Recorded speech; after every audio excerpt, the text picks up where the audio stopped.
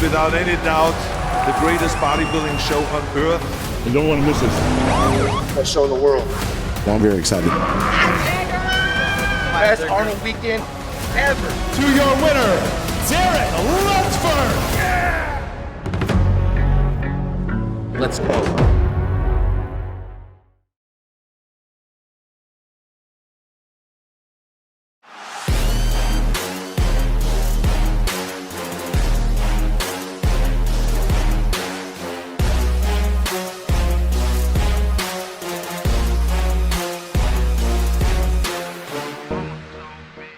Now I need to start over. Yeah, you started a podcast before the podcast. I was just saying, so welcome, Stan, to the show. It's been a minute since we got to sit down and converse, and we have a lot of stuff. Cause we were just asking about your pro card, and like you were telling me Nigeria. And he said you were from Switzerland, and you told me you were born in Paris. Yes, I was born. And you But we're both wrong. Yeah, you speak French though. What else you speak? German, Spanish, English. Yeah. Well, we were just talking about your English. How 12 years ago. Yeah. When you came to LA, Almost 13 now. Dave introduced us, and you worked my booth at the LA Fit Expo, and you were just pointing to merch. Like, yeah, for sure. Was that a cool experience to be able to come work my booth? Or I mean, the did thing you tell your friends back home? Everybody, like it was just like going back. Even like I came in 2010 to California for the first time, and I reached out to Dave because he had this thread online, a French one, Planet Muscle. I don't know. Okay. And you would put all the stuff, the life in Venice, pictures at the store, and like a lot of stuff from you. That blows me away because whenever I ask him, like, hey, speak French to someone, he kind of like doesn't want to do it. He's doing better now. Really? Yeah, way more. See, I didn't know this. Yeah. Dave had his own like thread on. Yeah, and a French. Was it on forum? Okay. Yeah. Mm-hmm. There was another guy, Eric, that was like a police officer or something over here. He came over at one point. Yeah, I remember that guy. And I met him. He actually one day showed up in my gym in Switzerland. And I was like, oh, man, you look great. Like, he came to one of your Olympia. Yeah, he came to Olympia and spent time with us going to eat after and everything. Yeah. So we were just talking about... Cagnard. His name was... His name was what? Eric Cagnard. Okay. Yeah. I can't speak the French twang, right? He can't say that. Stanimal's Nigerian. Yeah, so you're a Nigerian? Well, when I was born, my parents lived in Nigeria, Yeah. I mean, legally, you're Nigerian. I mean, yeah. I actually competed for Nigeria and got my pro card for Do you have Nigeria. a passport? Not currently. You could get one. Yeah, I could. Yeah. Dude, you were nothing. So that's why I was saying back in 2010 when I came for the first time to California, I wanted to meet you. So I reached out to Dave, and he was like, you were supposed to be here when I was coming during the summer. And then when I arrived to California, I reached out to him again. He was like, oh, sorry, actually, Jay changed his plan. You were like maybe 10 weeks out from the Olympia or even less.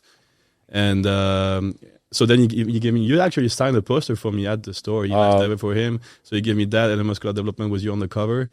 And then after that, he was like, well, sorry, Jay won't be here. But then the last day I was in California, I was doing rear delt. I really still remember the rear delt on those machines in the third room. And I see this very familiar image of, like a huge guy walking on the steppers. And I'm like, holy shit, it's Jay. So I stopped my workout. I sat on the bench, like the bench press, on the side they used to be. And I waited for you to be done so I didn't interrupt you and took a picture with you. And I saw bodybuilders before, like, the guys like Goals, like Jerome. Was that huge then, bro? Oh, man, you're fucking gigantic. Really? But that's why I say, like, I saw other bodybuilders before you, like, during that week I was there, or 2 weeks. But then when I saw you, you were just twice as wide as everyone else. It was just insane. Those are the good old days. I still have the picture, like, every time. I know, you showed it to me. I'm like your size of your arm. Yeah. We don't just fight insurance companies, we train for it. If you want results, get a lawyer that puts in the work. 107. Do you trust a lawyer that doesn't train? 102. Or a lawyer that quits when it gets tough. Pacific West Injury Law. We're built to win. Do you ever sit there and like look in the mirror and go, like Arnold said, what the fuck? No. You know what? Who else I just see? I listened to. Who did I listen to? I think Boyer Coe. Mm-hmm. And he just did an interview with Shawn Ray. Oh yeah. And he's like, he's 80. Is he 80? 79. He's 79. And he's like, they asked him about something, looking in the mirror, and he's like, I try not to.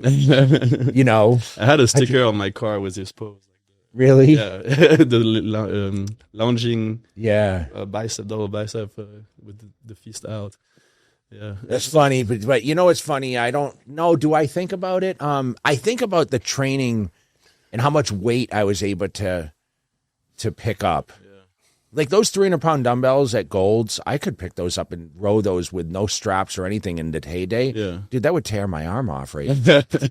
Like, I'm shocked that, like, Andrew Jack picked those mothers up, and I think Larry Wheels did too, but the handle it's as thick as this microphone, you know? I mean, Andrew is freaking strong as hell, yeah. I don't know if you recall, but he was like he was almost like a social media strong man. Well, he came up with Larry Wheels. Yeah, like he was like they just did like content. Yeah. That's what his whole thing was. I didn't even think about the other organization or whatever else. Yeah. Like, but I mean, to imagine him being a front runner to be Mr. Olympia. Absolutely. I don't know if you watched the show last year, what your thoughts I were. thought I had Hattie and him, like, I thought he looked insane. I loved the look. Do you think he could have won last year? I thought he could have won, yeah. We talked about this many times. If he would have won, nobody would have complained. No. If Hadi would have won, nobody would have complained. Nobody, like, it's just an opinion between those top three guys. Yeah, absolutely. We'll see what's happening now going into the Arnold, because now the two of them are. And he looks even more insane right now. Like I think they both do. Yeah. You've got a lot of experience over the years to work with a lot of coaches. Yeah. You tag a lot of people. I mean, I know you worked with Chris Aceto for a long time. I mean, Psycho, you're still training with Psycho. Yeah, whenever I can, when I'm in California, I always to, like, you know, pick his brain and train with it. And you're working with Dom now. You worked with Patrick Tor for a while. Yeah. So do you learn different things by working? Because I got to work with two different coaches in my career, but do you think it's benefit? Like, some people call it coach hopping now. Yeah, Coach Hopping. But like Fouad, I remember him saying on one of his podcasts, like, it's kind of cool to take a piece of everything. And then, because you know what? Like, say Chris Aceto trains 10 guys, everyone's going to have a different routine. Yeah. And a lot of it, do you believe a lot of it's trial and error? Absolutely. Yeah, you need to figure out what works for you. And you as a coach now, you coach people. Yeah, I do. Like, how long do you think it takes to really get to know someone's body? Or do you think it's ever? It's always evolving, so you always have That's to right. adapt. Yeah. I like that. Because, listen, man, I worked, like I said, I never did the same thing show after show. No, I mean, and you should probably not. Every show is different. You have different load of stress. You come in the show more or less fresh. Like, everything affects, like, the level of inflammation in your body. I mean, all that things are going to play a role, even mentally, how much, you know, things are going at home. I know, but like, I made this joke in the beginning. I said you were nothing when I met you, meaning you were very slender. Yes. And Matt made a really good point when we talked about having you on the podcast. Obviously, you're here in Vegas, so we want to talk about that too. But you're one of the few that went from every division. Yeah. I don't know if at every division. Yeah. I mean, placed top 5 in every show, in every division for sure. Yeah. And you qualified for Olympian too. No, in one class. I thought you did in men's physique. No, I did not. No. In class. In men's physique, I did not. Yeah. But either way, in all three divisions, you were competitive. Yes. Because you got second. I got in second open? twice in open, third twice. I mean, with Patrick, after the first show, I think, the first show I was 7th, you know, in front of Cedric McMillan, Max Charles, Patrick Moore, all these guys who were top 10 at the Olympia. And so, yeah, I mean, there was 7th place, but that was a good lineup. You know, it was when Sean Clarida won, Regan was 2nd, I think, Sergio was 3rd or something like that. So before we get to that, let's start. So you were born in Nigeria, and then you moved where? Back to France. Back to France. I was born in Paris because my parents flew to Paris for me to actually was born. Okay. To be born. And then we went back to Nigeria, and then when my sister was born 2 years later, we moved back to France. I lived there for 10 years, and then I moved to Switzerland from 1998 after we won the World Cup in soccer because I was in France, so it was a big deal. And I was there until I was 25, and then I came to LA on vacation. That's why I saw you at the gym. So at what point, like when you were growing up, did you play sports? Were you athletic? Yeah, all kinds. Like how did your fitness journey begin? Because it didn't start at Gold's Gym that day. No, it started beforehand. Yeah, so absolutely. Get into that. So yeah, like growing up, I played all kind of sports. I did everything, like judo, tennis, fencing, soccer, snowboarding, horse riding, like really all kind of things. I was really good at fencing. Actually, my master was world champion in 1994. And so when we actually moved to Switzerland, my master asked my parents for me to stay in France to go to, it's called INSEP. It's a internship school where you can do sports and study. But I was like 10 years old, so I was like, I'm gonna follow my parents, you know. Then I really fell in love with basketball, and that's kind of like really brought me to like the United States, you know, the mentality, because my dream was to play in the NBA. Unfortunately, I never got that tall yet, so it was kind of hard. Were you good though, or? I was pretty good, man. I did 360 dunks and stuff. I was scoring like 30, 40 points a game. Like, yeah, I mean, in Switzerland, it's not like here, but I was, you know, better than average for sure. So would you still shoot around ever? I mean, right now, Emily's son, Easton, he's into basketball, so I teach him the basics and I get to pick up the ball again. You know, I thought You of the and other Phil day. Heath need to play. You know, I thought of the other day. So I'm gonna be 48 this year. I think if I dropped 10 pounds, I could still dunk it. Yeah. I know, but you need to be able to move around to get to the dunking point. I can drop steps still. But Still think I can. You and Phil Heath need to. That's, you know, all these people talk about these boxing matches, and Yeah. I think you and Phil Heath should square off on a basketball, like a one-on-one. Like, You need to play too, though. No, you can be the he referee. never was a great basketball player. He's talking about 30, 40, but yeah, I mean, come on. I mean, I'm Phil, probably. hear that shit? Come on. Phil, Oh, you just called Phil out. Yeah. We're filming. I said he's probably better. So was he your favorite bodybuilder because he was a basketball player, or No, I mean, I definitely one of the best to ever, you know. who? So each division you went into, Mm-hmm. men's physique. Did you have an idol? Was Mark Anthony your idol? No, I didn't really have an idol in men's physique. Like, I was always attracted more to like the, you know, bodybuilding, old school. Who'd you look up to? Well, I looked up to you, to Shawn. I looked up to Samir Bannout a lot. I looked up to Arnold, obviously, like most people. Bob Paris a lot. I like Bob Harris. Thierry Pastel, Serge Nubret. What about John Pierre Fuchs, since he was Yeah, I in mean, Switzerland? Yeah, I actually talked to him. One of the first guy I ever talked to as a pro bodybuilder for advice, and like his advice was, before you go train, make sure you get a big glass of water, and if you don't go pee within 15 minutes, you're not hydrated enough. You need to drink more. I still remember that. A lot of sense. So since you're from, do you speak German or Swiss German? No, I speak German. I learn German. Because I've It's been told different. it's different. Yeah, it's Yeah. hard to understand. Yeah. So, so you played sports, and then, like, what made you migrate to bodybuilding, though? So like basketball really was my main focus later on, like from 12 to like 18-ish. And then, you know, there's a point where it was like study. I had a side job. I was delivering pizza. You and Ronnie Coleman. Yeah. So like I just didn't have time to do all the All practice. these common things with all these top guys. All right, go ahead. Are you just making this shit up, or No, I'm okay? It was cool. You're making it. Yeah, on the way here, he's like, "I'll get it." Yeah, let me. I was delivering. What can I say? No, yeah, it was called Jack Pizza. I worked there for a while. Did you eat the pizza too? Oh yeah, for Oh yeah, Ronnie Coleman. But listen.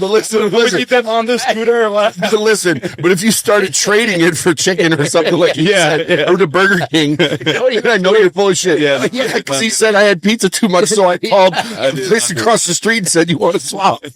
No, but my friend was a guy who was delivering pizza with kebab. He was delivering kebab, and we trade off. See, so he didn't do it. This is a story. Not like the next door. Like I think he was like the next door. Don't you remember Ronnie calling? "Hey man, are you tired of tacos? I want some pizza." No, I love kebabs. I love.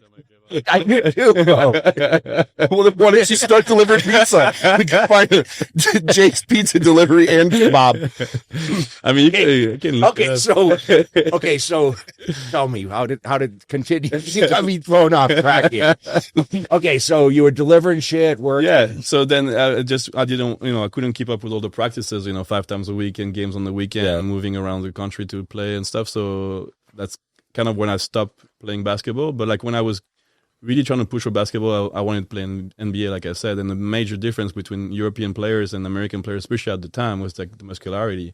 So that we kind of started getting into the gym, trying to, put. Were you some skinny then? Yeah, I was pretty skinny. Like I was always athletic, but more like on the skinny side. Yeah.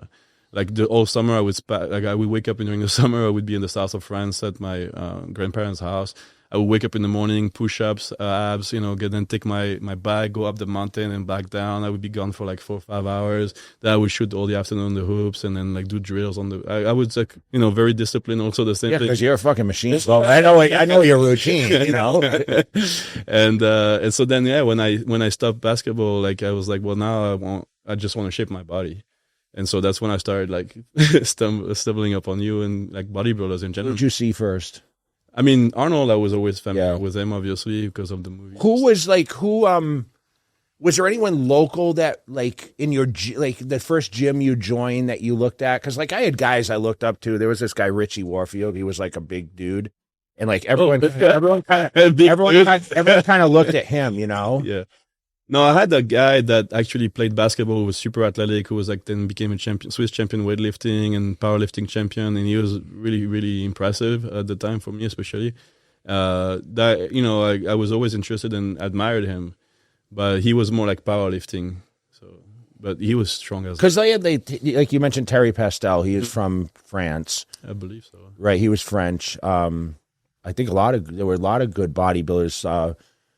Francis Benfato, where was he from? Francis Benfato. Yeah. He was from France. Yeah. So I like love this physique. Yeah. you had a lot of French champions there. So did you say, oh, okay, these people grew up here? Because obviously you probably looked at the U.S. like you did basketball, and like, oh man, I got to get over there. And no, I didn't really think about it at first. I was just like, when I was into basketball, I was attracted to Los Angeles and the Lakers. That was kind of my team. And then when I started like shifting, like I started researching, like before I turned 18, I was like, okay, now I want to get into lifting to shape my body. So I started looking up, like, okay, bodybuilders, that's what they do. So what do they do exactly? And then I found that forum where Dave was posting.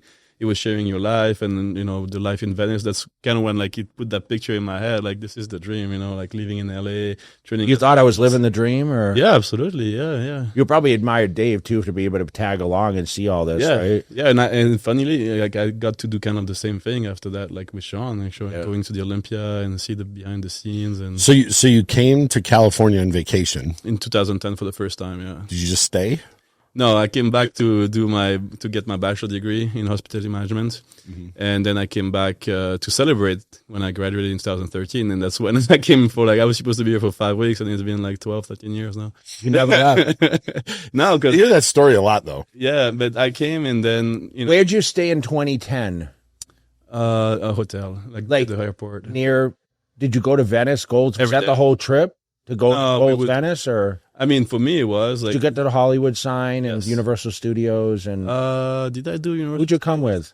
My girlfriend at the time. Oh, okay. And then when my best friend, he was actually playing basketball. He's Russian, and he's actually 6'6", so he had more like attributes to actually succeed. And so he was playing in Utah. So he met with us in LA. And Okay. stayed with And us. who was at Venice when you went there for the first time in 2010? So Big Will, Jerome Ferguson, Hide. Who was the nicest person to you? I mean, everybody was super nice. Did you see my picture on the wall? Yeah, there was your picture. And did it make you inspired? Like when I saw those pictures for the first time, bro. I was like- When I entered Gold Gym, I was just like blown away. I always talk about the aura. The energy, yeah. Talk a little bit about that. Like, I mean, that's why I kind of miss when I go back now. It's kind of like it lost that, you know, mystique a little bit. I still get it though. You do? I was literally just going to say that when you walk through now, Yeah. you get the same feeling as No. the first time. Why do you think that is? I don't know. I mean, also it was my home gym for a while, and so I'm used to like it to be a certain way, and now it looks so different. It looks kind of empty inside. They also put those racks in front of the pictures, like the Mr. Olympia pictures. We can kind of feel a little bit disrespectful. So it's just, I don't know. It's not the same.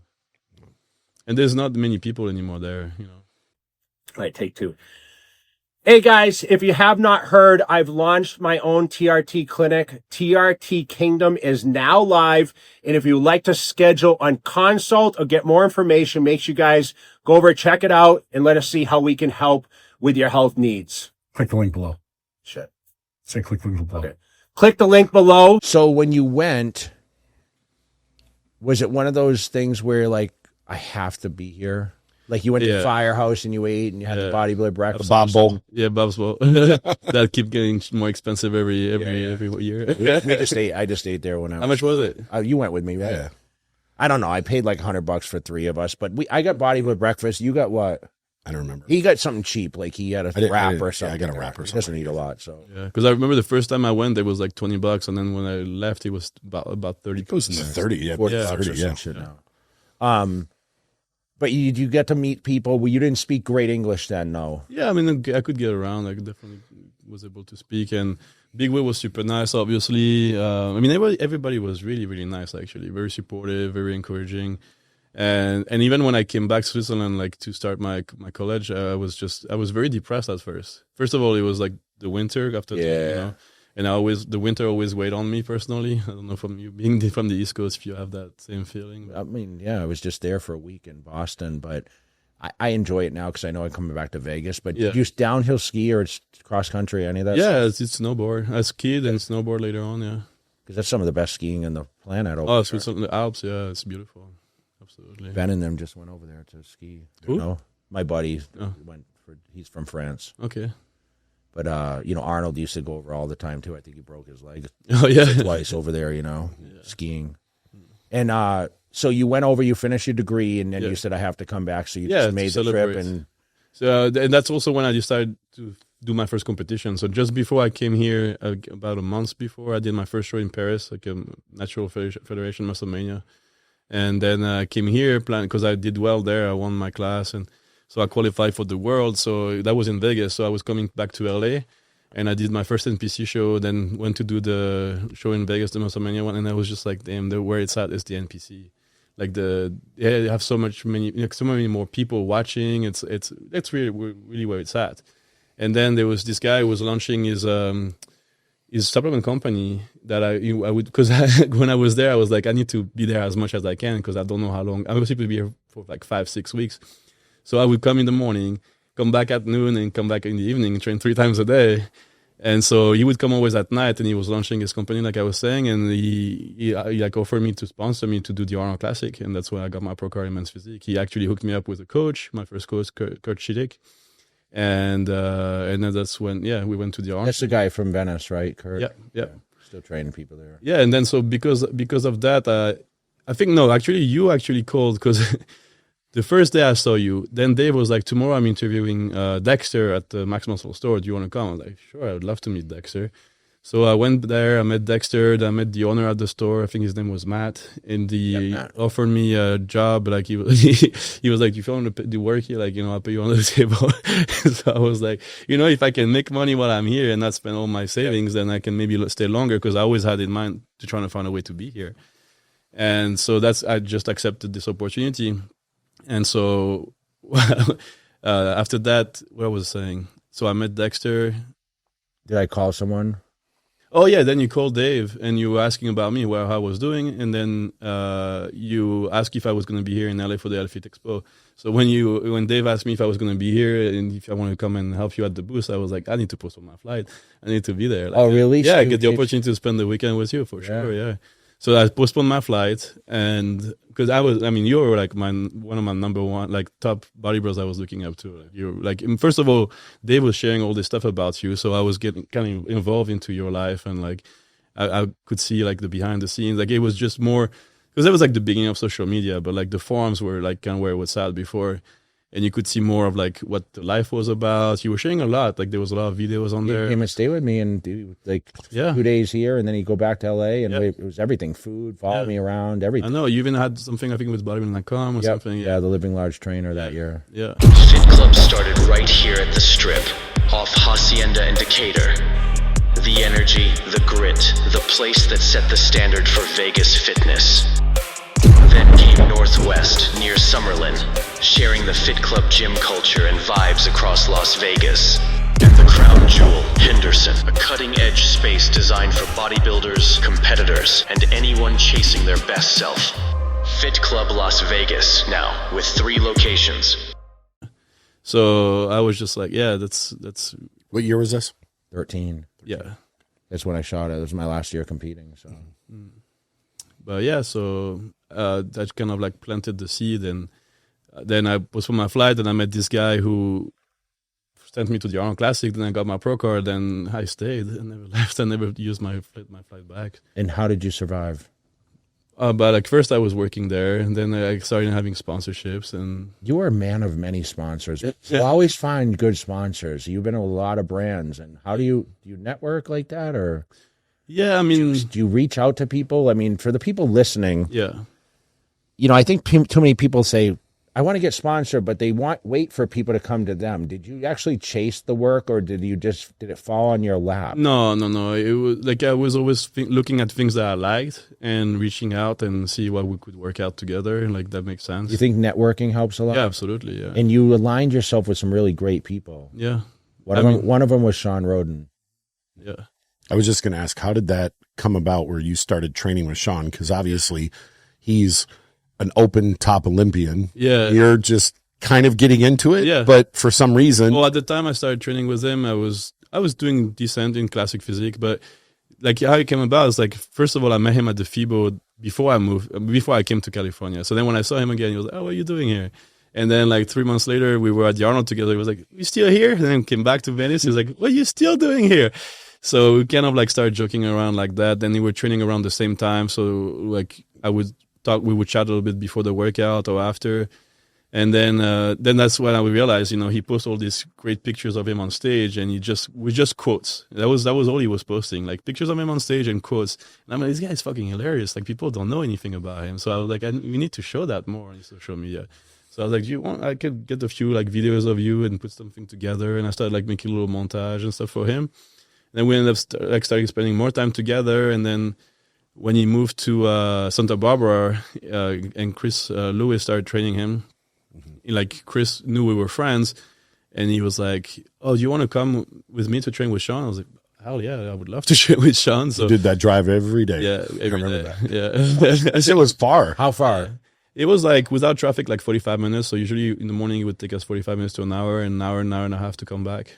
Every day. You guys train in Oxnard. Yeah, Oxnard, yeah. They met halfway in the middle. Yeah. Every day. Yeah. For like a whole Olympia prep. Yeah. It's like 3 months. Yeah.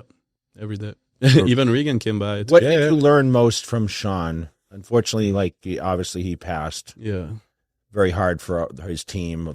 Probably close to, you were very close to him. But what do you think he left with you? Obviously, you were there for the 2018 Olympia, probably his best. I mean, he was great a lot of years, honestly. Yeah. I was with him 2016, 17, 18. Yeah. And he was great those years. Yeah. He placed and could have won. Second, and then he fell back down. I was 15 even, I was there too.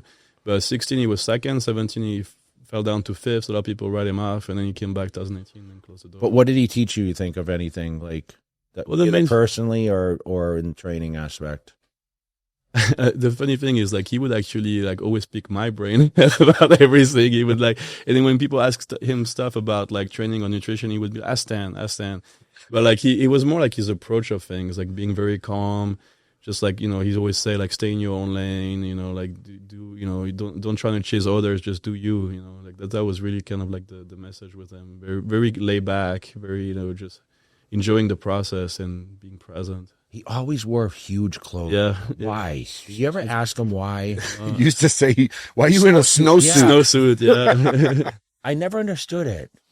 Honestly, don't know. Is it a mental thing? I think one time I mentioned something and he was like, I don't want to see, like, I want to stay focused and I don't want to start like looking in the mirror and stuff, like just staying focused on what. Have you ever seen a body transform from 16 weeks out to that? No, I mean the crazier one was 2017 because that's when he was second 2016. Then he had his jaw broken like in March or something 2017. And when we started training, I was actually heavier than him and he was like skinny fat. And he just started like mutating. How did he get so out of shape, you think? Well, he couldn't eat anything. Like everything was through a straw. He was blending burgers and stuff. But when you like drink things, it doesn't absorb the same, Yeah. It goes through you too fast. It's not the same at all. I remember Chris saying like, he would send pictures and Chris would be like, I don't even know where to start. Yeah. But then we just got to work and we would do like, and he would train hard in the gym. Really hard, yeah. And that's the thing too. Like I remember when Regan came to train with us, like, do you guys train like this every day? I was like, yeah. Was that hard, or did he talk about that, or? I mean, yeah, you can probably ask him. I remember he was shocked. I mean, the workout was just basic, brutal stuff. A lot of volume. A lot of like just the heavy, hard stuff that people don't want to do. Like we would start with like pull-ups or pull-downs, and then dumbbell rows, T-bar rows, barbell rows. We'd throw everything at it, And Shawn, the thing is like the more you beat his body up, the better he responded always. Can I ask you when he won the Mr. Olympia, what was it like for him? It was validation. It was like something he had been working on for. Did he ever sit down after the show and say, like, tell you his emotions? I mean, it sucks because I'd love to have him on this to ask him these questions because I never really got the opportunity because he got obviously sidelined with so much other stuff after the show immediately. I got to spend time. I was in Prague with him like right after he. Yeah, it was right after. He was supposed to do that show even. Yeah. And I just, I never really dug in. That takes a while to sink in that you win the Mr. Yeah, Olympia. it took him at least, I think, 2 or 3 months until he realized what he actually achieved. I think one day he came back from a trip and Michelle had like prepped the house and made it like a little celebration, and that's when he kind of like started like realizing what he just did. I told Jay in 2017, I thought he was going to win in 2017 because he looked just as good as the year he won. Yeah. And something happened from the time we left the hotel to the time he got on stage. Yeah. And then we got back to the hotel. He looked great. He was right back to the way he looked. And then what he did, he just took a Epsom salt bath, and the next day came back better. But that was probably the damage was done. He got fifth that year. Yeah, fifth. But he looked just as good that I don't day understand how it changed. Even when we got back to the room, he looked exactly the way he did when he won. There was like this period of a few hours where he just faded, and then it came back. But that year, I think there was sometimes confused those years, but like there was a year where he had like a stomach upset, and he was just like carving up only on like donuts and whey protein. I think that was 16. That was 16, maybe. So when you had the stomach ulcer. Yeah.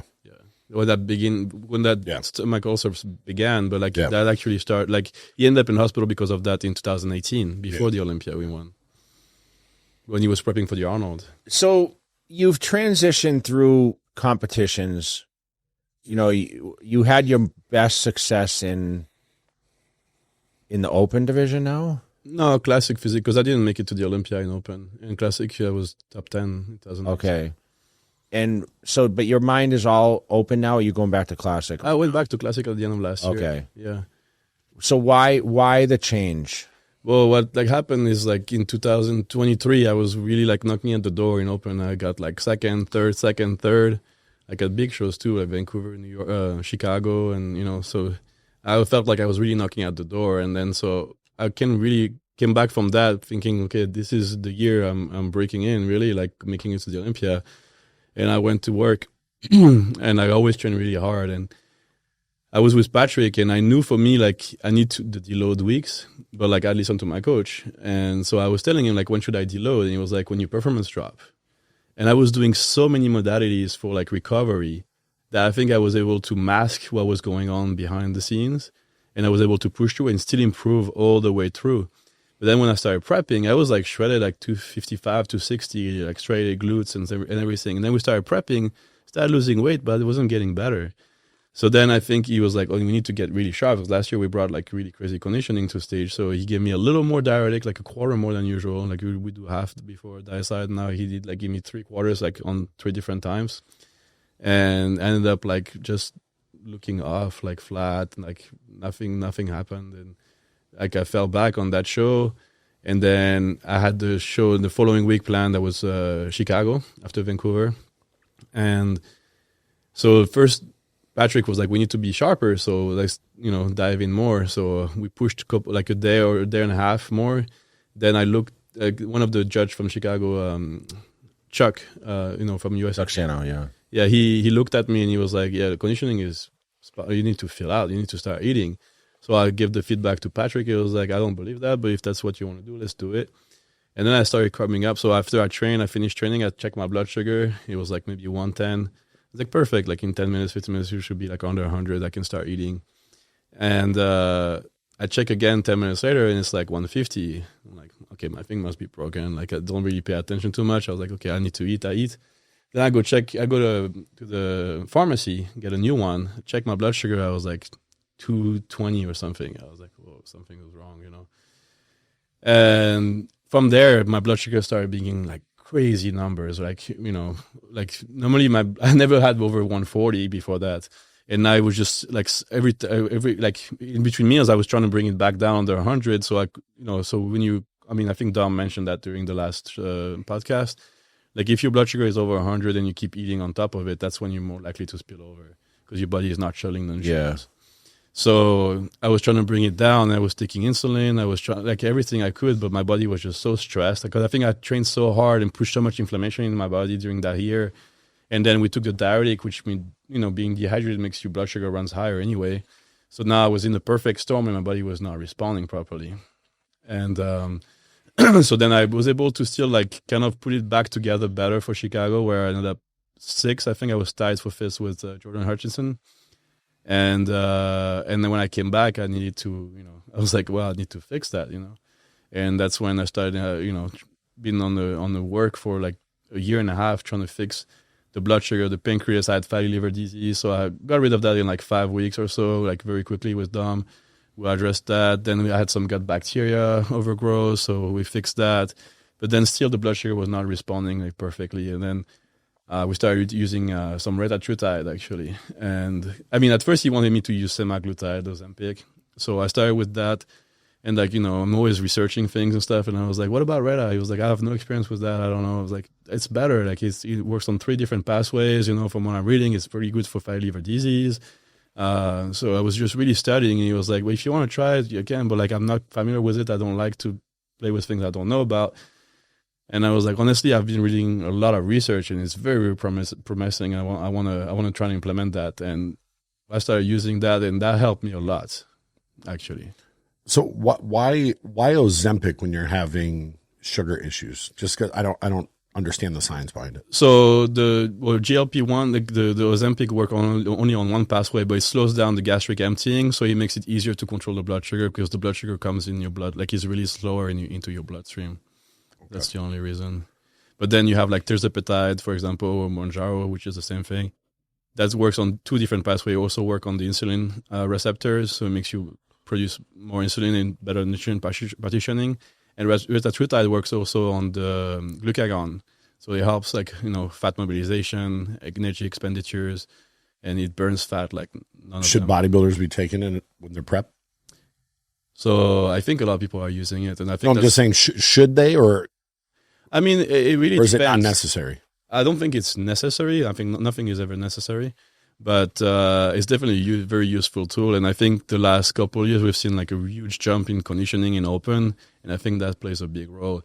But what you have to be careful, though, is like when you come close to a show, like the fact that it slows down gastric emptying, it also makes it harder to fill out. And if you have to eat a lot of food to fill out, and now it's slow down, it's sit there. You could get a gut. Yeah. So should people back off as they get closer to the show? And Absolutely. I think that's a trial and error type thing, right? Yeah. So why? So Dom's a super knowledgeable guy. Mm-hmm. When do you feel like retatrutide came on to like the scene? How long ago? About retatrutide probably like a year ago, 2 years. Okay, because I just started hearing about it in the last 6 months. Yeah, probably. Everyone's talking about it. Yeah, like you said. I mean, the blood markers, everything. I mean, it helps with the AC1, everything, right? Yeah. So, you improve it. Yeah, it's crazy how good it works on so many. And do you need to take it with other peptides? No, you don't need to, but like they're synergic. Like you can use like MOTS, for example, that helps like the mitochondria. So that just makes things better. It depends what your issue is. Like you don't want to throw anything at the body for no reason. Like peptides are little messengers in your body. Yes, exactly. So they're not. It's not an anabolic. It's not considered a steroid. It's actually an enzyme. It's produced in your body, correct? Yeah. It's a protein chain, a short chain of protein, and it's inside your body. It's just triggering. Yeah, it just signals. It's just a protein chain. That's a why. Very short so protein. It's not even a drug. No, it's not. It's not considered a drug. Amino acid. Yeah, it's amino acids. Yeah. Does it have? Is it something you could take orally? Some of them, but a lot of them you have to be careful if it's going to be actually absorbed or if it's going to be broken down in the gastric system. Either that or the sublingual. Yeah, but like the BPC, for example, that a lot of people know about, that's really good. It stands for body protection compound. It's actually produced in the gut originally. Your body produces all this stuff. It's just like after the age of about 30, it tends to decline, and you have like that's kind of what starts showing the aging effects and stuff like that. But don't you have to take BPC 157 with the TB500? You don't have to, but the combination they're is synergic. Yeah, you can use it even with copper peptides. They call it the Wolverine stack, right? Yeah, those two together, they would call it the Wolverine stack because the TB500, timosin beta 500, it actually help lower the inflammation like systemically in the body, and the BPC is more like localized repair, and then the GHQ copper peptide is great for like collagen repair and all this type of things. So you just threw out a lot of peptides. I mean, someone like you, do you use a lot of peptides yourself? Yeah, I cycle on and off. Like So when I had all these health issues, like that's that's really when I started. Like I heard about peptides, and I had used BPC before and TB500, but that's when I started really researching and falling into that, and that's how it became like really really interesting. Like those GLPs, they were like first started for like to cure diabetes actually, and they're evolving and they're getting better. Like the retatrutide, for example, is not yet approved. It's still in phase 2 trials, if I'm not mistaken. It's the research. It's Lilly who came up with it. Yeah. And but the result that we're seeing so far are extremely interesting. So talk a little bit. Did bodybuilding damage your physique, your body, your internal? Not directly, because you're talking about the dedication. I watched you go to all these therapy sessions, and it seems like you were spending more money to like help your body than you were making. Yeah, I felt like all these therapy sessions and doing the tissue work that you do, and I mean, you were at Kilo were you not needling it? Dry needling it twice a week, like all that stuff, just to be better.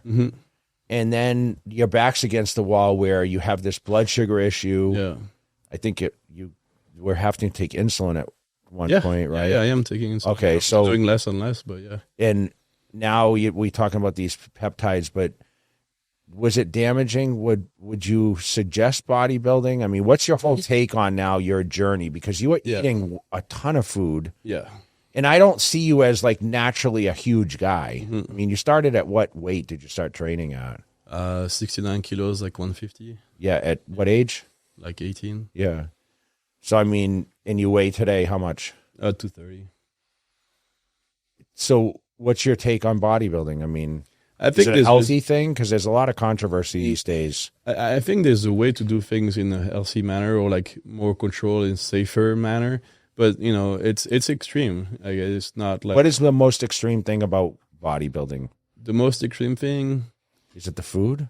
I believe the food is big part. I mean, everybody's different. Like if you have a slower metabolism, like I heard, for example, Big Ramy in his off season is eating like 3,500 calories. Like I mean, I don't even diet on that low food. Yeah. So if you don't have to eat that much, like that's not going to be that much of a risk. But when you have to eat as much food as I have, all those carbs, like I would not eat any sauce. Like I would be very careful with everything, because I'm like, everything I do, it's multiplied in quantity because of the amount of food I have to absorb, and that means I have to clean that, and I have to get rid of all the bad stuff, the additives and all this stuff. So I was always very mindful of that.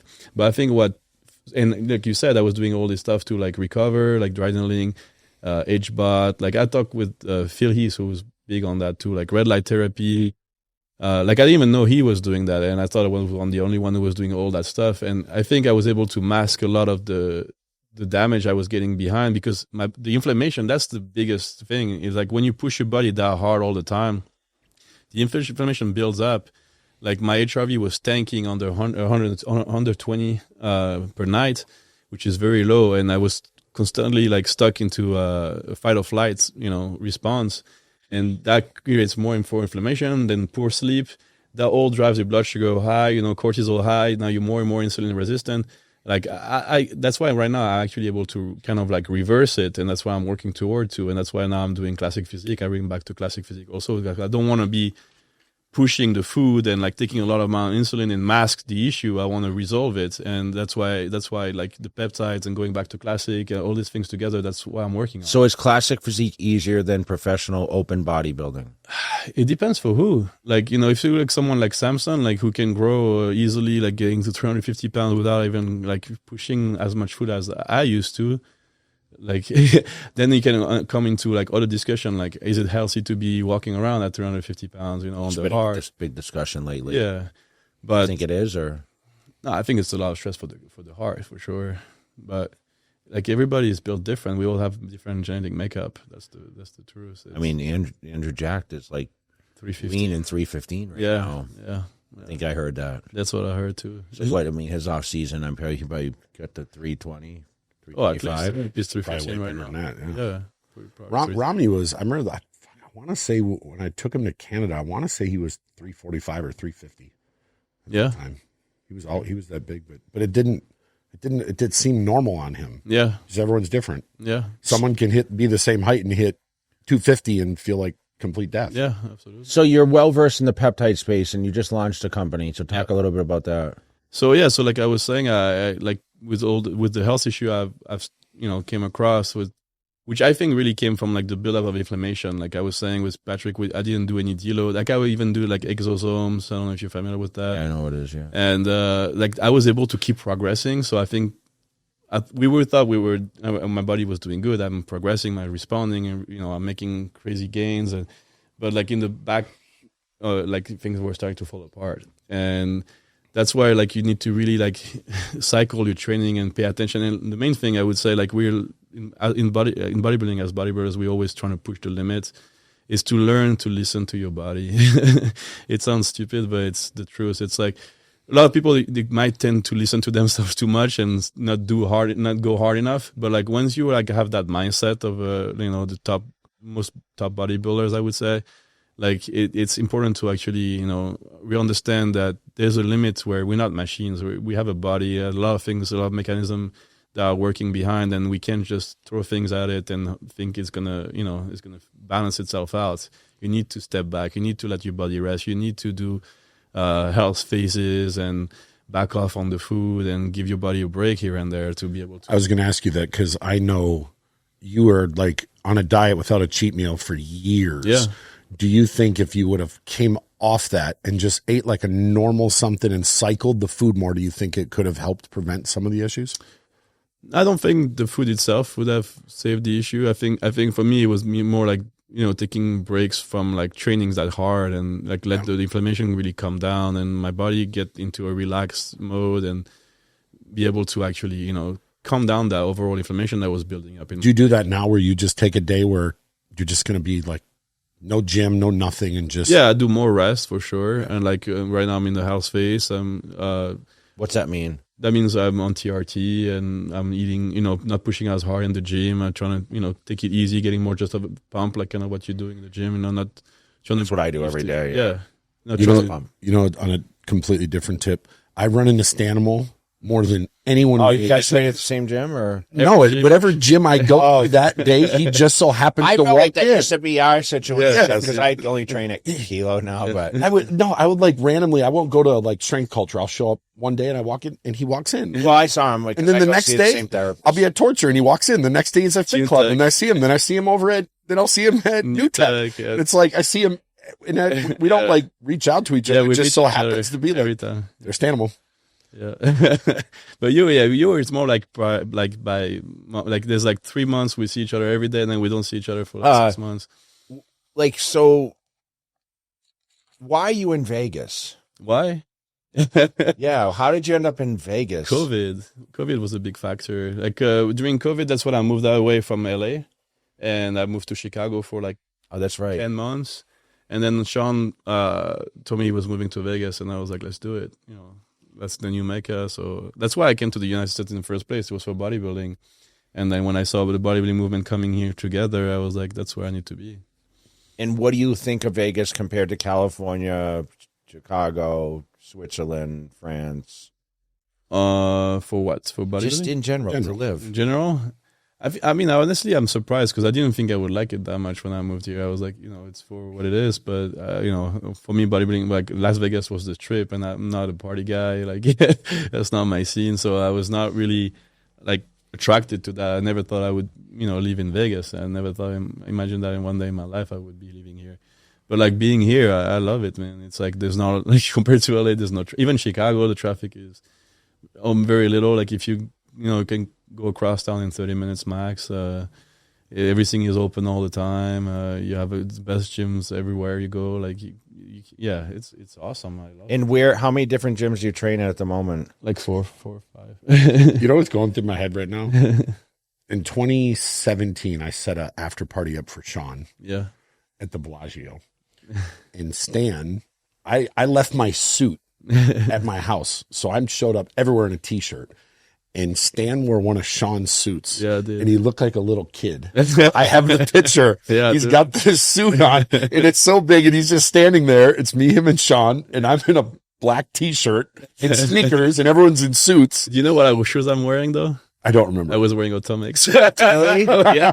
It's on my Instagram. I can pull it up. Yeah. And it's like he's standing there in this suit and it looks like a little It kid. was Sean's suit. Why did you not bring clothes? Because I'm not a party guy. I was like, Sean was like, "You coming with us?" And I was like, I had it set up at Mio's club. Yeah, it was. I think Derek was there Hyde. too. Yeah, it was Hyde. Yeah. No, right? A bunch of people went. Yeah. Yeah. But it was Sean's after party Yeah. set up, and he had. Yeah. So. And he was like, "No, you coming, man?" I was like, "I got a suit for you." And I was like, "Okay, well, I guess we're going." And so you migrated to Vegas, you know, following Sean's lead. Mm-hmm.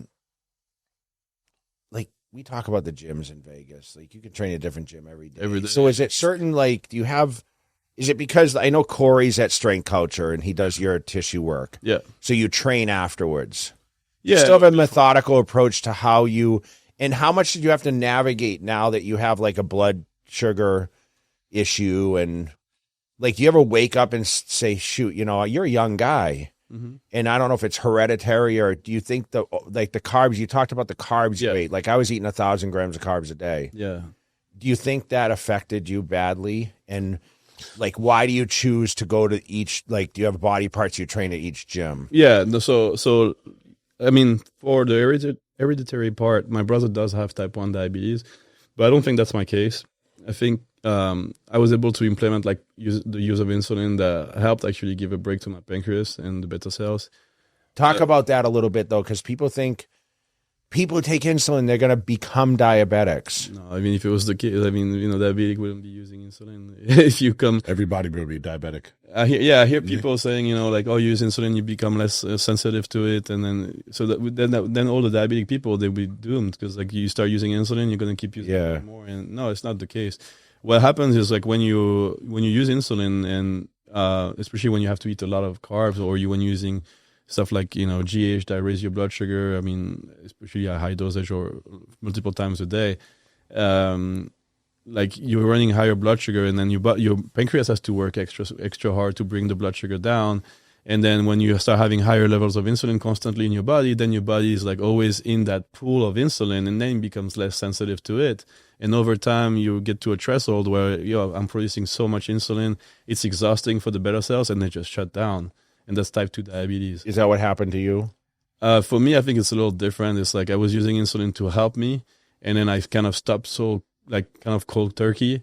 And I think my own production of insulin was low, and I had all this inflammation builds up, and the stress, the cortisol, the lack of sleep, the dehydration. And suddenly, like, I was eating 1,500 grams of carbs a day, and there was a mismatch there. And that's what got me in really those issues. And so talk about the gyms, why you go to so many 4 different gyms. That's not normal. Well, first, I mean, I work with New Tech Gym, so that's like one of my home gym.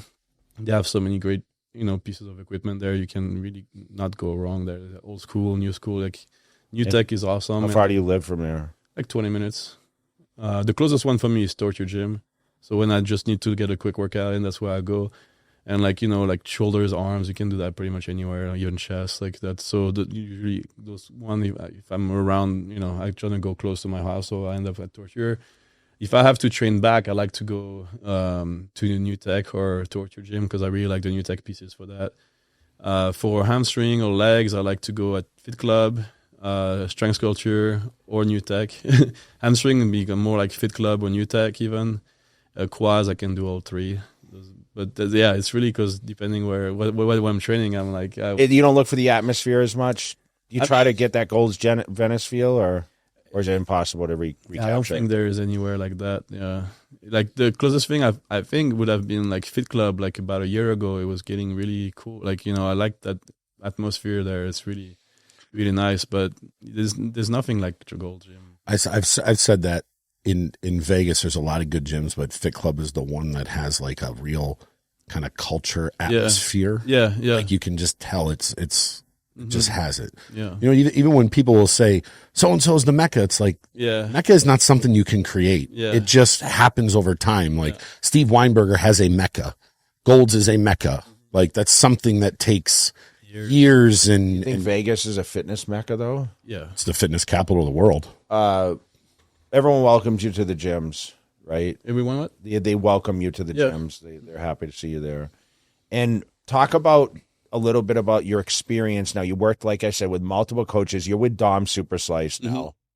We kind of made that joke about what his real name is versus Yeah, the Super mustachio. Slice. Yeah. Damn donuts. Yeah. So, did you take away something from each coach? And do you feel like Dom, we call him, he figures out all the problems? Yeah, fixer. Fix it guy, right? Yeah.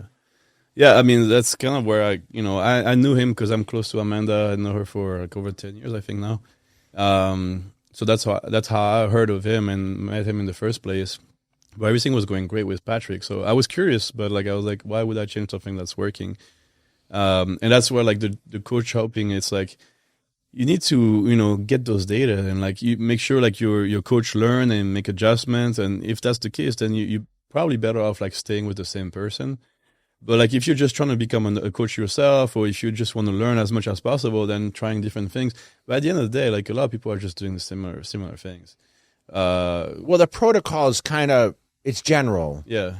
But when you run into problems like yourself Yes. and trying to navigate around a sugar issue and, you said you're trying to reverse the whole process now. Like, I mean, a lot of it's just trial and error in a sense. Yeah, it is. And it's kind of chasing what the root cause is, So like I said, we fixed the fatty liver. We thought that would take care of it, but no. And then we like keep the pancreas seems fine, but like I still have like random readings. And then we thought we had like, bacterial overgrowth. So we took care of that. But, and then I might have Crohn's, I might have some type of Crohn's disease too. So that might be what's like, in the background with the inflammation that kind of like, snowball into the diabetes. But it's getting better. I'm using less and less insulin. Dom is very meticulous, like, really paying attention to details. And I think that's the biggest difference. And it's funny because for me, like when Aceto, I love Aceto. He's but he achieves so much. There's nothing you can say about him. Like everybody knows who he is. But his nickname, I always make a joke, is the real technician. And I think he's not a technician, he's an artist. Like he throws stuff at you, like, like go get a burger and fries. Like, but what burger? How many fries? It's like just 2 fries of burgers. But like I go to McDonald's, it's this size fries. I go there, it's this much fries. It's like whatever. You do whatever, and he's gonna actually adjust behind after he's gonna make the adjustment, and you're gonna look right at the end. But it's for me it was stressful. Like when I would wake up in the middle of the night, I was like, how do I look? Like is it still like it's still there? Am I spilled over? Am I flat? And with Patrick, it was very, like, actually more the technician, I would say. Like, Patrick Thiaw was very, like, the same thing, just increase 20% your food, but same rice, same thing, same salt. Like, everything was measured, and I like that. For me, I always felt safer with that. And Dom is more like Patrick, and I went to FIBO last year with Sergio, was working with Stefan, so I kind of saw what Stefan was doing, too, and it's very similar to Patrick and Dom. I feel like a lot of people just learn from a lot of trial and error. Yeah, and everyone's body is so reactive, different. But when you coach somebody, so when somebody start working with a coach, they give you a plan. Like basically, most coaches they ask you what you're doing right now. So you send them what you eat, and you assume that you're eating stuff that doesn't bloat you. So you're trying to make sure, like, pay attention after each meal, how you feeling.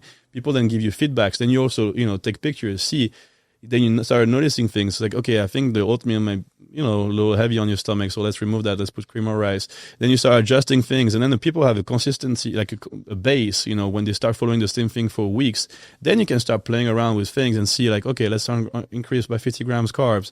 Let's drop 50 grams carbs. Like drop 10 grams fat. And see like the body how it's reacting and how fast you're flattening out, because everybody is doing different things, different volume in the gym, different metabolism, different level of activity outside the gym. And so that you just need to have a base so the body gets used to that, and then you start playing around and see how fast the body reacts to all these variables. And like the good coach is going to be able to pick up on all those variations. Would you say that through this experience has made you a great coach for people to be able to reach out and work with? Oh yeah, I think because right now my whole like vision of it is not just like push hard, like go balls to the walls. It's really like not just being a great athlete, but being healthy. Because for me, like to me, like when I got into the wall, like I really kind of ran into the wall with this. I could have kept going and just throw more insulin and, you know, still do open bodybuilding. But to me, that was not the right approach. I was like, I don't want to mask things. I want to go to the root of the problem and fix it. And that allowed me to go through all that process, learn all those things, how they work together, the gut health, the inflammation, the cortisol, the HRV, you know, all these different things. And when I work with someone, one of the first thing I ask for is like how good their sleep is. Like sleep is so important for like you won't be able to gain muscle. You have sleep apnea? I use a CPAP, yeah. I don't think I do have it anymore because I'm downsized, but I still use it bad. Why do you think? Because you're bigger, everyone has a sleeping issue, or it's just like you more weight on your chest, so it's just hard. Believe that, or mine's neurological, but me being bigger does not help. Yeah, you know, I have a BiPAP, a custom one. Oh yeah, mine is in and out. It's not just. So you sleep with a mask? Yeah. It's just like on the nose. Why do you think so many pro bodybuilders are like have to use a mask and have sleep? I think it's just because the mass of the body, like it's too heavy. You think the guys are bigger now? Yeah, that too. So then you have shallow breasts, and then you don't actually eliminate as much CO2. So all that CO2 builds up overnight in your body. You know, a lot of guys probably had it in your day. They just didn't ever get it checked. Well, it wasn't a thing really till Reggie White passed. You know, Reggie White and Pim C both had it. Yeah, higher risk of. Reggie White was 30. Yeah, pretty young guy. Yeah, 37. That's when I learned about what it was. I never heard of it until then. Yeah, he got heart. Well, I wonder what year that was. Late or early 2000s, late 90s. Yeah. Died from sleep apnea. Yeah. So do you think you'll become like a top coach when you retire from competitions? And do you have anything on the horizon of retirement, or are you just going now as your second wind? Well, I kind of go as my second win. Like last year, I came back, did the Steve Carr, got fifth. Then I did the Atlantic Coast the week after. I looked better. I was better. I got second. And I was only about 80%. Like 6 months earlier before that, I was in the hospital. I had blood sugar at 800. You know, I was like not really. You're lucky you didn't die. Yeah. Very well could have. I mean, I don't know if you can die from high blood sugar, but it's very toxic. You know, it creates funny, like it's called ketoacidosis, even though a keto is really no carbs, but it's kind of the same system. Like the carbs not going anywhere, and it's very acidic in your blood, and you acidify the whole body. And luckily, you know, got cut that in time. But the hospital actually made it worse because the diet there was terrible. And I was telling them, I was like, I'm used to eat like 1,000 grams of carbs. You guys are giving me like 90 grams of carbs, and I can either pick like chicken and 2 servings of rice, or I can get a burger or pizza, and it doesn't count toward my carb count. And I'm fucking starving. So, you know, what am I going to do? I'm going to pick the pizza or the burger, the fried chicken, all that crap. And that makes things worse. Like I went to the hospital a month earlier. I had my A1C tested. I was just getting out of the pre-diabetes zone. I think I was 5.5. And I was in the hospital. They tested it. Like a month later, I was 11.1. I was like, you guys, in a week, you ruined my blood sugar. Jacked it up. Yeah, insane. I mean, I was running like 600, 800 a day of blood sugar, but...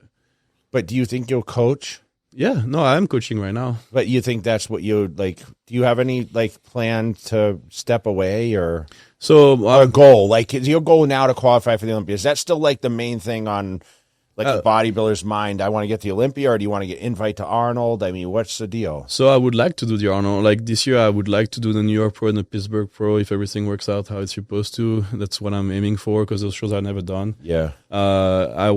I wanted to do the Arnold this year. We talked about it with Matt, but like Emily has her show the weekend before in Japan. So like flying back from Japan to Ohio. You got engaged last year in Japan, right? Yeah, exactly. So that's a special place for you guys. Yeah, and it's the first Fit Model Pro show ever this year. Is it pretty cool to have your significant other, like one of the top pioneers of the division? She's pretty much. I feel like one of the top pioneers, right? Yeah, she was the first one to turn pro in the States and natural too. And listen, I've known her for a long time. Yeah. I never thought she would be in this doing what she does now. Yeah. It's kind of you guys are like the fitness couple now. Do you coach her? Or? I was coaching her at first, but then it's hard to have those two. Well, yeah, because you don't know what you're doing. That's always. I mean, I try to tell Angie, she said, you don't know how to train me. You train like a bodybuilder. I'm like, okay. Yeah, but that's Yeah. No, she loves to train with me. But like, you know, when the diet start pressuring and then cause, you know, you start losing it. And So she has a coach or? yeah. So after maybe a year or two, like me helping her, I handed the rein to Adam Atkinson from CU. We sat down, we talked. I was like, this guy knows what he's doing with nutrition, so I'm confident. With the approval, yeah, and it's been good. Yeah, it's been really good. We usually talk all three. I mean, especially him and I give him all my feedback and the insights of what's going on. What do you think about the classic division right now? Who's the king?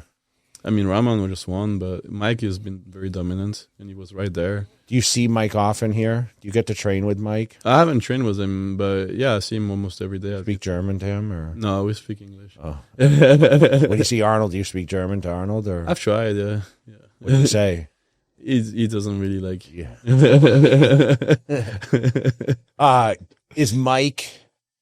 Is he going to win the Arnold Classic? Yeah, I think so. Yeah, I think he's. I mean, how do you think Sam Sulik's going to do? Do you like how he's looking? I think he's doing great for, you know, what he has. I think there's just so much talent in this division. Like I mean, there's a lot of people like, you know, maybe you're not familiar with their name, but like if you look up their physique, they look crazy. There's guys coming on the horizon that just have the muscle bellies, they have the shape, and it's tough to compete against that. You think Bumstead would have kept winning, or? Yeah, probably. His structure was so good. I think more even than his structure is his charisma. Like if you pick up body parts, there's a lot of like injuries and a lot of things going on. If you really look, Dorian Yates thing. Yeah, he's a classic Dorian Yates. Yeah, that's if true. you look at each body part, it's not good, but when you put it up there together it's tough to beat. Yeah, exactly. But yeah, so I mean, my goal, I want to do better than I've done at the Olympia. I definitely want to qualify again, get back to there, like see that I can be better and improved and healthier. And as far as coaching, I definitely want to keep improving that. And I'm getting more opportunities to coach like better and better athletes now. And it's been great. It's fun. So all over the world, you're coaching people? Yeah, I mean, I've coached people a little bit everywhere. Like, yeah. What do you prefer? In person or online, or? I mean, in person, like I like to be able to train people and show them what it takes in the gym. Yeah, you were training some guy when I was at Strength Culture last time. So you train in-person clients also? Yeah, I do, yeah. And I think to me, like it all starts with training. And it's also like, you know, that tells it all. Like when in the gym, the performance starts to stall or start to fall back, that's when you need to, you know, watch out. Okay, we need to take a step back, deload, you know, ease into it, relax more, back off the weight, back off, you know, it's not a miss. It's just one step back to step forward later. Yeah, but you guys weren't deloading back in the Shawn Rhoden and Chris Psycho Lewis. But we were like on, like Shawn would be like training for the Olympia, and that was it. Or then the Arnold, but you know, then after that he would kind of take off. He wouldn't train. No, he would eat pancakes. Yeah, exactly. No, for real. You know what I love though? I love that you're talking about the health side, because I've had this conversation with a lot of people, and people for whatever reason don't understand if you're not healthy, you're not going to sleep. Mm-hmm. The drugs you take will affect your sleep, will affect your digestion, will affect all this stuff. Absolutely. So if you're as healthy as you can be, you don't have to take as much gear. You don't have to do these things. Absolutely. You sleep better, you perform better.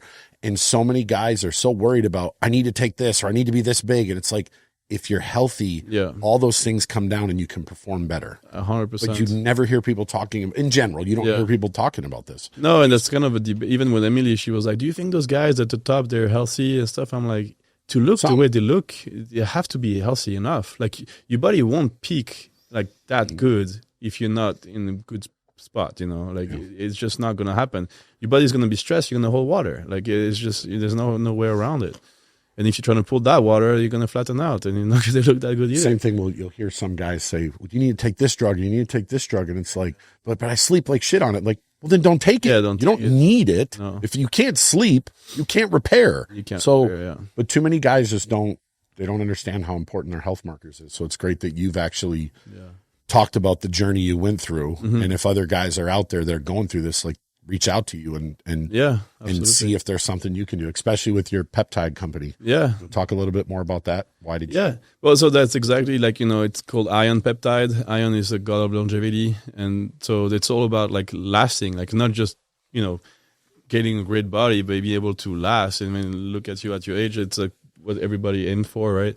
Like being healthy, not like being able to move around, have no pains and feel good and enjoy life. And it's doable. You just have to do things right. You can't just push the envelope and expect things to, the body to just respond like a machine and just keep throwing stuff at it and like stay on gear all the time and being stuck in the fight or flight mode. And you have to like make sure you're balancing things out and letting the body recover. And that's where like peptides are amazing because they help with the healing, they help with the metabolic disease. They can help with so many different things on just knowing what you do. And the same thing with that too. You don't just use that all year round, all of them.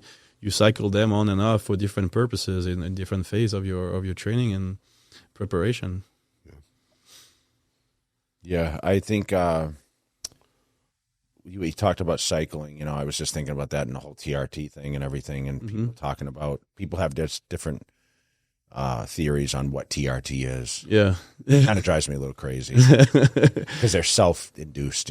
Yeah. We talk about this all the time. Guys nowadays will not come off, and back in the day, even when I started, it was mandatory.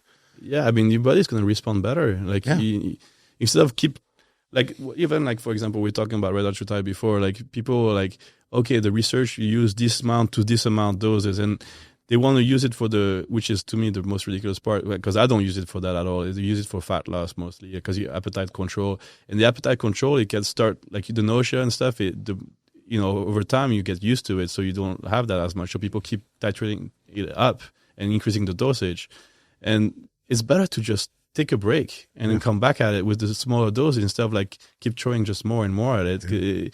It creates other things behind and a cascade of mechanism that you don't even, not even aware of. But instead of just taking a little step back, take a break, let your body rest, don't use it for like a month and then go back at it and be able to use the same amount or even less than you were using and get the same or more benefits. People just don't want to. Too many people, they don't want to. You'll hear some of these guys now like, no, I in between, I got to cruise in between. It's like, yeah, you don't. That's not helping you. They don't want to lower their test on the 500. Like, you have body dysmorphia? I think we all do a little bit. Like you never see yourself the same as others, Like, how do you feel now that you've downsized and gone back to classic after being? I mean, what was your biggest weight you were at? Like off season or off season? 290. Yeah, because you were lean too. Yeah. But like it's funny because when I pushed that, I was 290 also, but my look was a little different at 290 than your 290. Yeah, just a little bit. You were 290 on stage. No, I was 254 right there. Yeah, yeah. But I mean, the weight doesn't mean that much. Like you can have so many different looks. You got to have body parts that flow, right? Yeah, that first, yeah, for sure. And that's why, like, I was getting to is just like when I was pushing for that last push and open or before the health issues, like I could see like my stomach was thicker. And then when we got rid of the fatty liver disease, like I lost 6 inches off my waist. And so now I'm smaller, but I feel like I look better. Because its proportions better. Yeah. Because the 100%. Whole X frame. Yeah. Mm-hmm. So when we may see you in the spring if things work out well? Hopefully, yeah. New York, Pittsburgh, then maybe a show in France, or we'll see what's around there. Do you think you'll ever move back home? No. He's home. Can't do the winters anymore? It's not that. It's just like I've built my life here. I like it here. I like, it's just bodybuilding and fitness is not the same in Europe. I understand. It's very big though now. I mean, we're heading over to FIBO, and you went last year. But it's huge. We're heading over again this April, and I mean, it's. I'm shocked at how big. It's huge, but it's still not the same. Like the people are more aware of it. The more people are going to the gym, but it's not like here where you just the knowledge and the culture in the gym is just not like that over there. It's very different. Like I talked to some friends of mine who are still in France, and they say like people are kind of looking at you more envious there or like judging. Here it's very supportive in general. Like, I was in Chicago, in LA, and like wherever I've been, it's always been like just encouragement and support or even interest. In France, at least, it's often pointed out like like, oh, he's taking steroids. Like. Can I ask you the best gym you've ever trained at in your life? The best gym. Like, have you been to Kuwait or Dubai or any of these gyms? Or? I've been to the in Canada, the Dorian's. Yeah, Dorian Summit. Pure Muscle and Fitness. Pure, yeah. You trained at Steve Weinberger's not yet. Francis gym. That's why I was hoping to do that last year, but I ended up in hospital. So. Yeah. Oh man, I never realized you didn't go there because Shawn used to always make a trip out there. No, I've never been. Yeah, I know you used to. You just expanded it, yeah. Oh yeah, yeah. Well, you got to go to his 40th anniversary. It's coming up this year. Oh yeah, when 40 years in business, yeah. August 15th, yeah. Okay. It's what's going. You'll like it. You'll like it. But for me, like goals, it's gonna go in May. Yeah, May 9th. May 9th weekend. May 8th, 9th. Yeah. Mm-hmm. And then Pittsburgh's the 15th. But Gold Gym for me, it stays like like what it was when I first got there. It was still like for me one of the best gym. I just even like now, like the other day I was training at New Tech on their leg press that they had the flex one, the same day I had at Goals. I was just like, oh, this is You good. pulled the plates on it? Yeah. He's so strong as hell. Not as strong. Who are you training with? Right now, mostly myself. By myself. Is it hard to have training partners that stay steady, or? Well, it's more like because I'm trying to train between clients and stuff, so it's hard to like adjust kind of last minute. Who do you see in the gym? Keon a lot, Mike, Regan. Who trains the hardest of all those guys? I mean, Keon trains hard, and Mike trains pretty hard too. But Keon, like when he's like not on the health phase, when he's like in a push phase or prep, he push pretty hard. Yeah. I mean, it might not be as impressive as other guys because he's smaller, but like for his body weight, he pushes a lot of weight. Yeah. What else you want to add? You want to thank anyone? You want to shout anything out? Yeah, I mean, thanks first of all you for having me here today. Actually, his idea. Oh, thanks, Matt. I mean, we have a whole long list, but he mentioned it to me, and I said, "Hell yeah, let's put him on." Yeah. I was wondering if I'd even make it one day. No, I just wonder that, because we try to like brainstorm, and it's like sometimes it depends on the schedule. Yeah. And we are only in person. Yeah. We've tried to step out and do like maybe we'll do a remote call. Yeah. Because there's a couple guys we want to get on that we just it's gonna be hard. Yeah. So we're kind of just like we just gotta wait for everyone to come to Vegas, or if we travel with it, that's our next project is to try to travel a little bit. But you have always been someone that's supportive. I always looked at you, like I said, Matt mentioned it.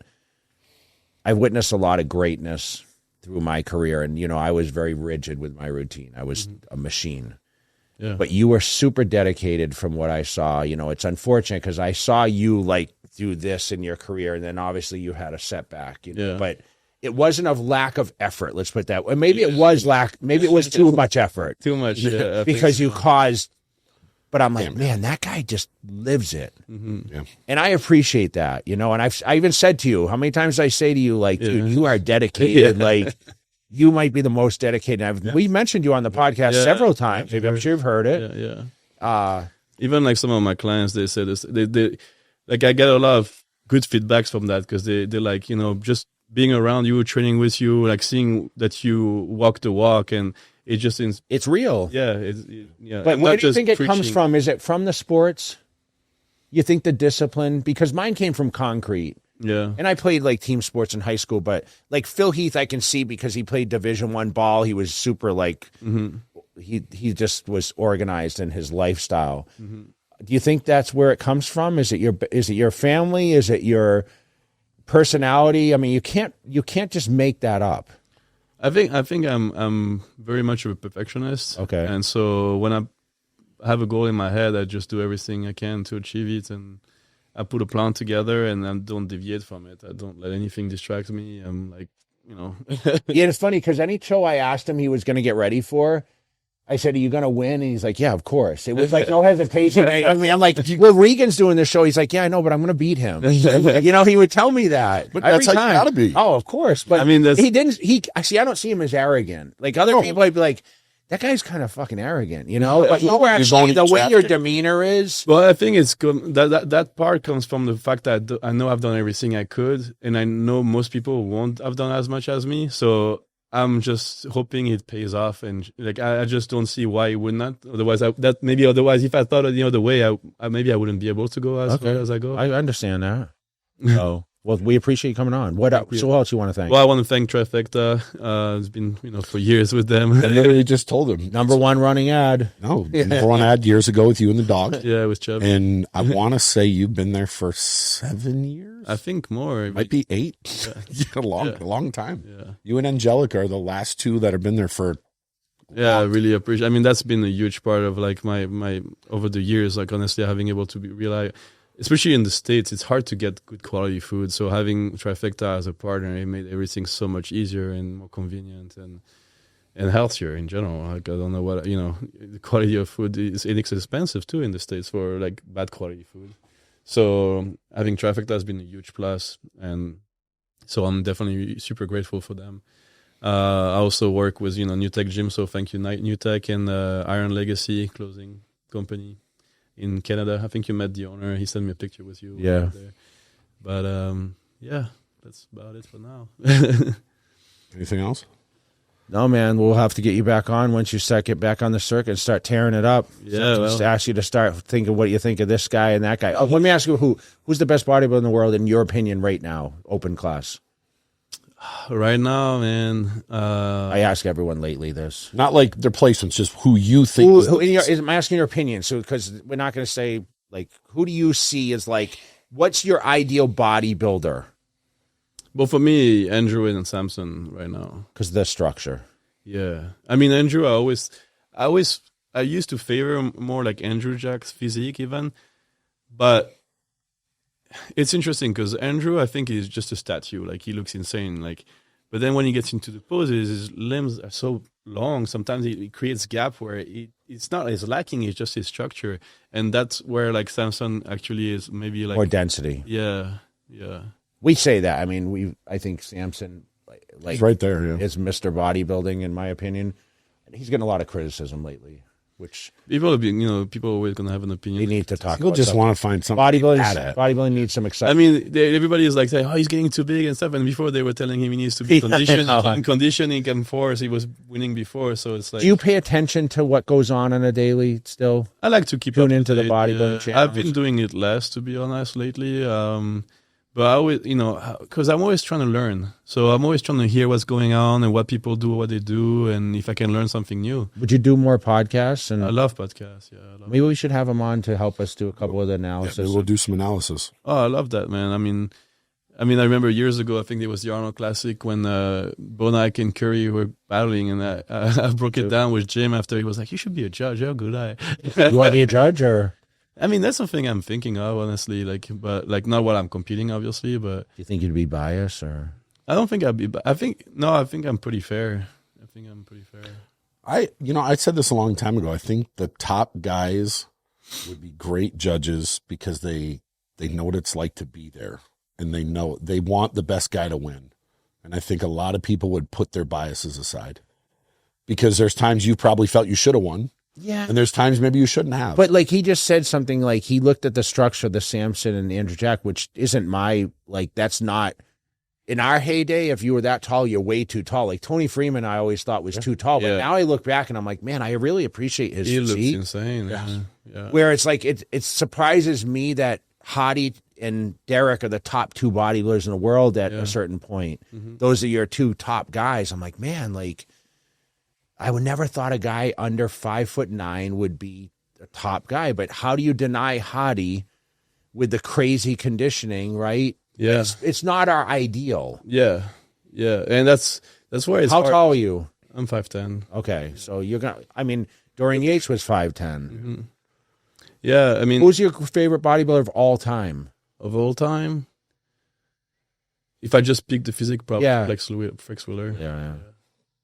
I mean, Keon, if he was a little taller, would be probably the best. Were you hoping he would do better in his open date? Yeah, I was, yeah. Did you think he was going to come in and win it, actually? I thought he could. Do you think Martin Fitzwater can be Mr. Olympia? I think he can, yeah. He's pretty incredible, right? Yeah. Do you think he's the underdog in this show? I mean, what he brought to Prague was just so spot on. But the hard truth, though, is not people expect that from him. So if he brings anything less than that, it's going to be playing in disfavor. And I've heard he's a little behind right now. So yeah, but I think that's just chatter. I mean, he changes so. Chris Aceto's guys are all behind 4 weeks out. Hey, listen, You remember what Shawn looked like 4 weeks out? 1 week He didn't, just say 4 weeks out, he looked about how I do right now. And then he'd step on stage. And I mean, have you ever seen a transformation 1 week out to like Shawn's? No, that's something I actually have on my phone, and I'm thinking I should put it up on YouTube because it doesn't even look like the same person. I think he dropped over 20 pounds in a week being in Vegas. And he looks completely different. He goes from winning the Mr. Olympia to looking like 6 weeks out for most people. And the thing is, like, we know how his body changed. So when we saw how he looked when we came to Vegas, You weren't scared? no, we were like, oh, he's in the best spot he's ever been. Really? Yeah, because we know we've been doing that for a few years and we've seen it. But like, for the outside eye, it's that's why I'm saying, that when you work with clients, you gotta. Dude, you could tell a lot of stories, man. Like, you probably have an arsenal of stories. Oh, I got lucky. Honestly, I came across so many. You need to write a book.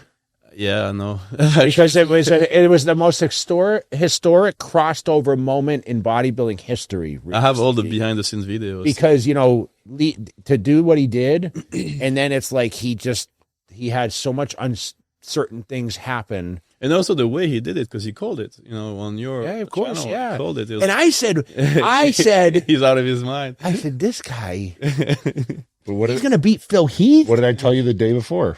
You told me. Yeah, he told me.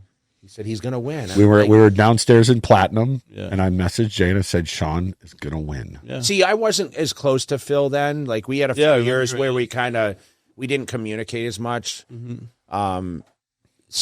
But I still always say Phil Heath got too big for his body, meaning like the stomach came too much, and obviously he had the issue. But I felt like we are all pushed to be too big.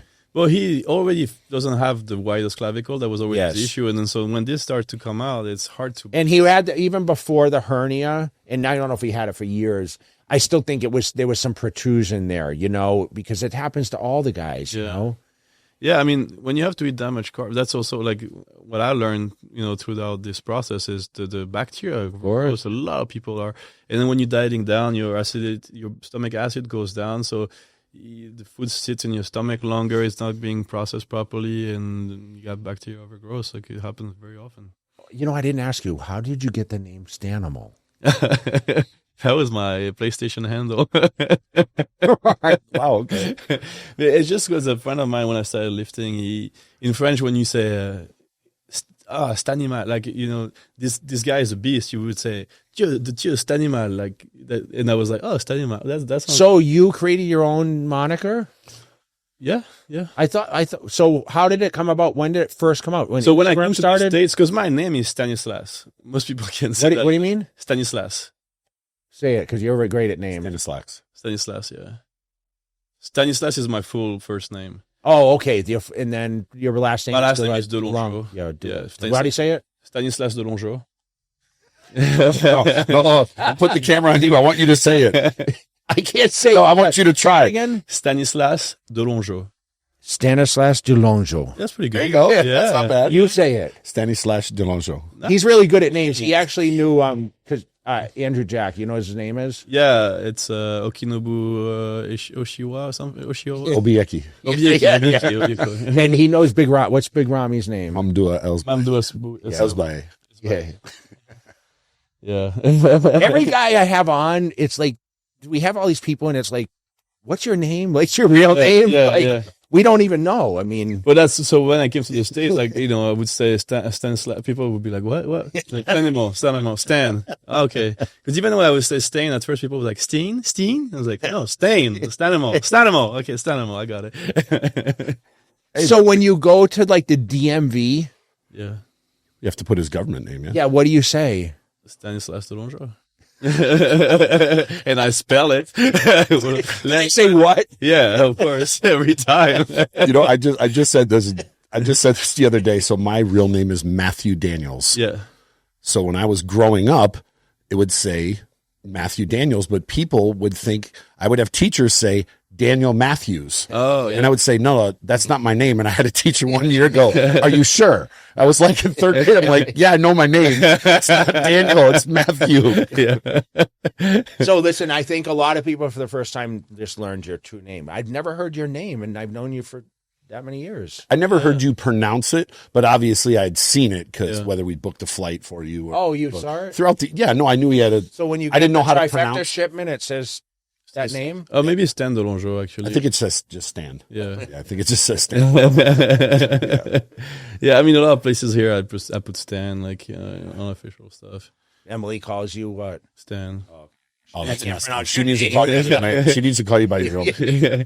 Yeah. Nobody She ever. calls you Stanimal. She wears the shirt. It says Stanimal cheering for you. See, I got an idea now. Her son always calls me Stanimal. Stanimal! Now we go to an expo. We're going to walk up to people with you and say, "Do you know this guy?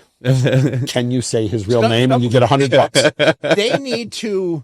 This is a good thing. So you guys, you influencers out there, I think for the next expo, you need to pick out all these names we just mentioned, and you need to go around and ask the pro bodybuilders what. Who is that? You know what I'm thinking of right now? I'm thinking of Kenny KO. Oh, yeah.